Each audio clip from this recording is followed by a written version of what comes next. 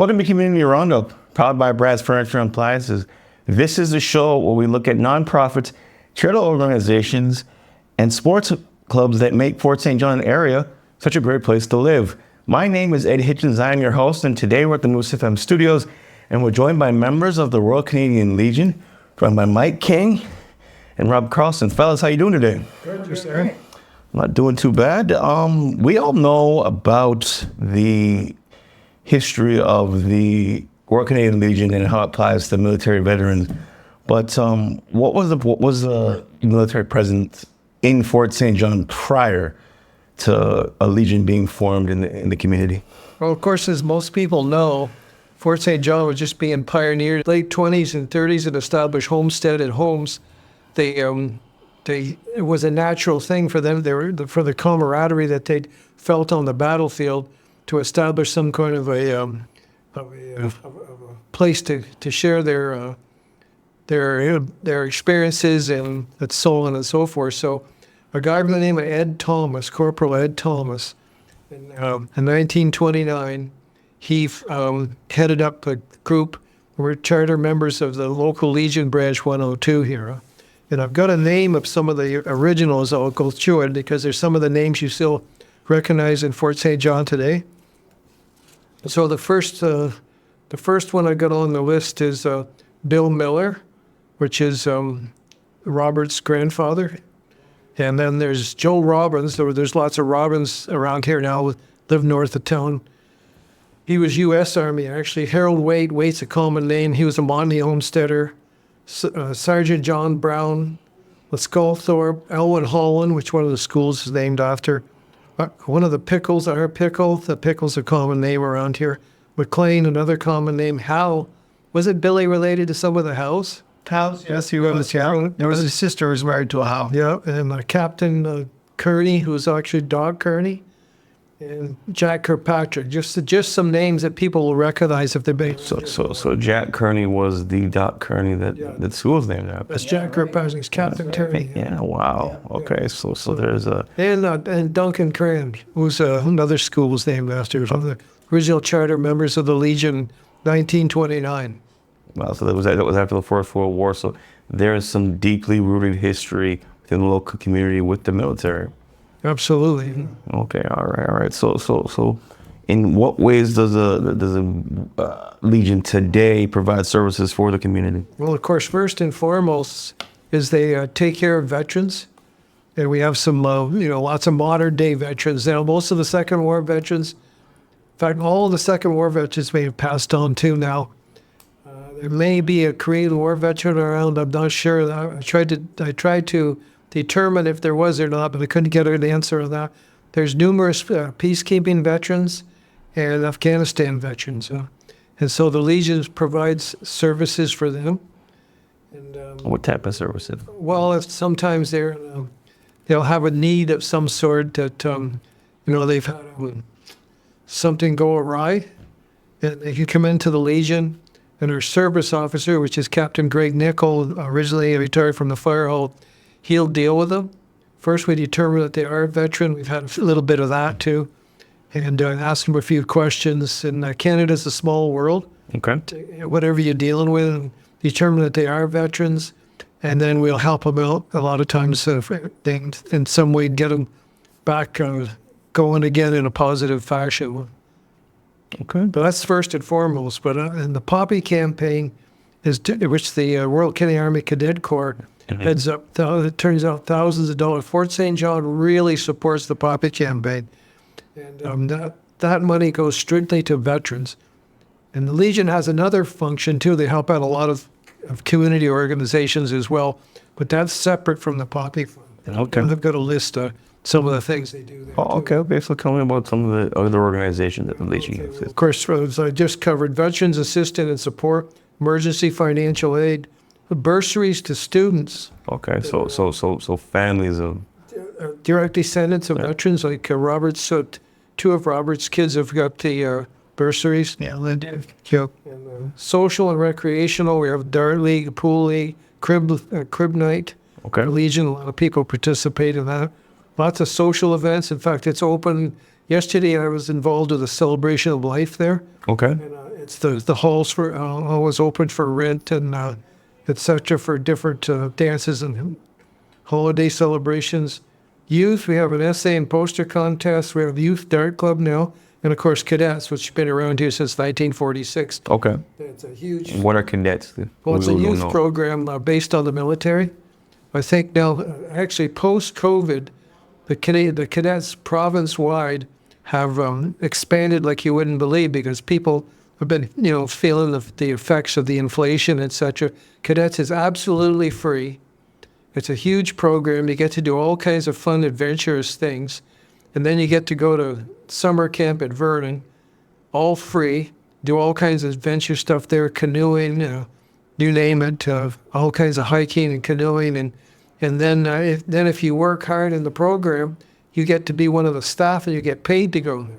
Okay. But the cadets have been big. Major Dan Davies has been involved in that program for 30 years, and he'll be at the official Remembrance Day ceremony. So we also support families in need that aren't necessarily tied directly to veterans, local sports teams, senior housing, local and surrounding hospital foundations, and because, of course, our Poppy campaign covers Hudson, Hope, and Fort Nelson. So we help out in those communities as well. Medical transportation. And also I got a number on here. It's people want to jot this down, 250-2765-3917. If you want to help out at the Legion, we're always looking for volunteers and help. Okay. The president of the Legion is Shannon Smith, Okay. and she does a tremendous job.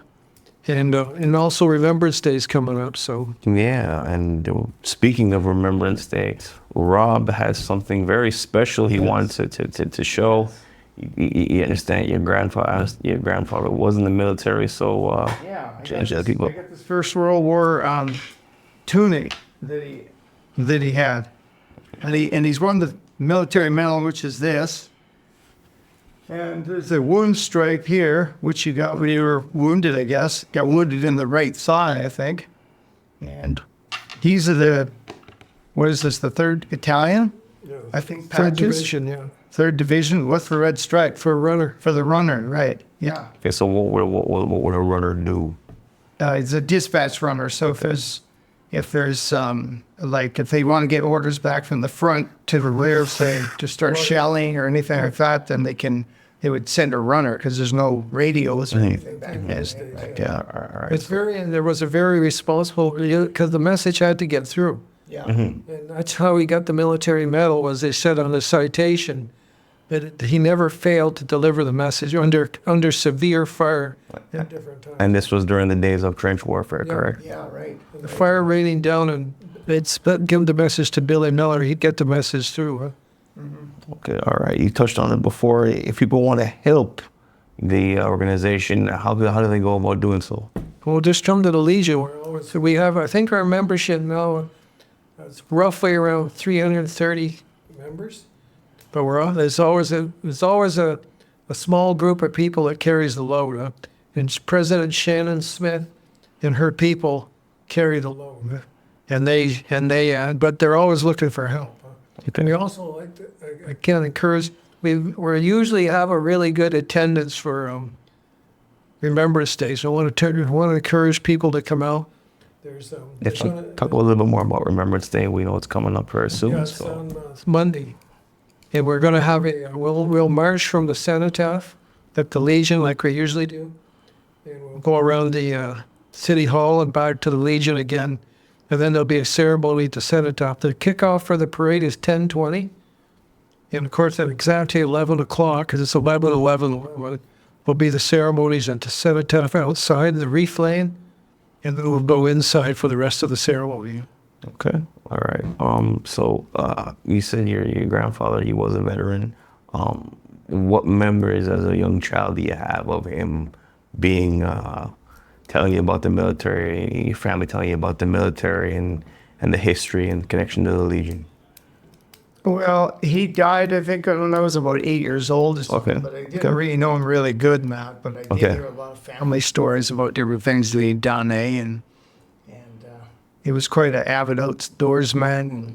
And did a lot of hunting and guiding. He helped on the Alaska Highway a bit, you know. People around here, they'll recognize that name. Everybody, he was one of those guys that was well known around town, Billy Miller. The Okay. old timers here will recognize that name. Okay. All right. So One of the stories he told to Robert's cousins was I should tell her what about the Terman Luger. Yeah, go ahead. You know about it. Fairway, they used to tell this story. There was, of course, a lot of the trench warfare is boring. okay. They're just in the trenches and they're not fighting the battle every day.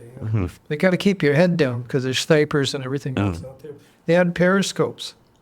So Okay. they look over the top of the trench. So they seen this German out there in the hinterland, a no man's land. No Man's Land, yeah. And he had a Luger, Okay. German Luger. That was a And he was final. dead. And he was passed on. Right? Yeah. So they, of course, they're very bored. Billy was known for his speed. In fact, he ran track and was second in the division or something. So he said to his buddies, he said, "I'm going out there and get that Luger." They said, "Oh, you're crazy, you're crazy." He said, "Because they're just bored, right?" So he said, "I'm gonna take a run where the Germans laying, and there's a little bit of a hill there." He said, "When I run out there, I'm gonna be okay." But he says, "When I'm coming back, I'm gonna be under fire." So he said, I want you guys to throw the fire back at them, so keep their head down. So he said he made it out there, got the Luger, hid behind that hill, got his wind, and then he started back for the trench. And he said they were shooting at him from every direction. But he said they weren't very smart because he was a hunter, right? So they weren't very smart. He said they should have led me a little bit. He said, that's the kind of guys. Those kind of guys they just had the personality that they adjusted to that somehow. It became like my dad was Second nature almost there. yeah, and it was like a big adventure for him. Yeah, yeah. He used to say the rest of his life was boring after being in the First World War. Well, I can imagine, going to such a, I would say, chaotic scene Yeah. at a young age can really have a big impact on a person.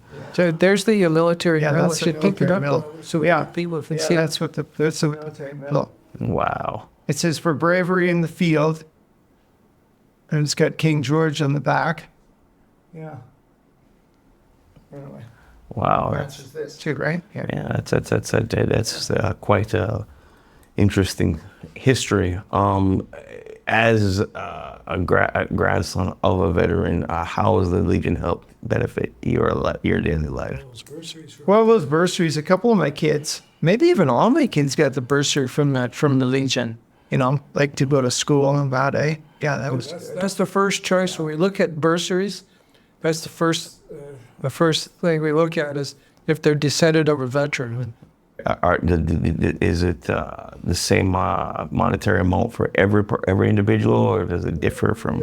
Yeah, but it's pretty good. It's $2,000, yeah. So anybody out there that's can prove that their kids are descended from a veteran and they're going on to university or college or taking an apprenticeship, they're eligible for this Legion bursaries. Okay, all right. So, before we let you go, tell us where can anybody go to find more information about the Legion in Fort St. John? If it's on Facebook, it's got a Facebook page, and just come to the Legion. It's up on 105th, right across just up the street from Tim Hortons. Okay. I encourage people to come out on Remembrance Day and join the Legion. Keep it going. We got to remember our veterans. We forget our history. We got to support the Legion, Especially when these veterans are now passing on, and you have to continue that to tell that story. Okay. Before I let you guys go, is there anything else you guys like to add? No, you've done a good job, and thanks for the opportunity to share with you. All right. Thank you very much. Mike and Rob, thank you very much for the time. This has been Ed Hitchens for the EnergeticCity.ca, the Community Roundup. Once again, the Community Roundup is filed by Brad Furniture and Appliances. And if you like what you see and you want to see more content, hit that like and subscribe button. Thank you very much.